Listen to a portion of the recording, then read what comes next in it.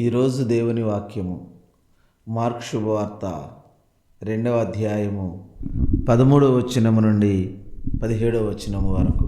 యేసు మరలా సరస్సు తీరమునకు వెళ్ళెను. జనసమూహము అంతయు అచ్చటికి చేరెను. యేసు వారికి బోధింపనారంభించెను. పిదప ఆయన వెళ్ళుచు సుంకపు మెట్టు కడ కూర్చుండి ఉన్న అల్ఫై కుమారుడగు లేవి అను వానిని చూచి, నన్ను అనుసరింపుము అని వానిని పిలిచెను. అతడు అట్లే లేచి యేసును అనుసరించెను. అనంతరము యేసు అతని ఇంట భోజనమునకు కూర్చొని ఉండగా అనేక మంది సుంకరులను పాపులను ఆయనతోనూ ఆయన శిష్యులతోనూ ఆ పంక్తి యందు కూర్చుండిరి.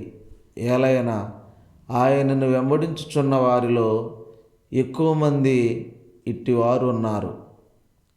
దానిని చూచిన ధర్మశాస్త్ర బోధకుడగు పరిసయ్యులు కొందరు, మీ గురువు సుంకరులతోనూ పాపులతోనూ కలిసి భుజించుచున్నాడేమి అని శిష్యులను ప్రశ్నించిరి.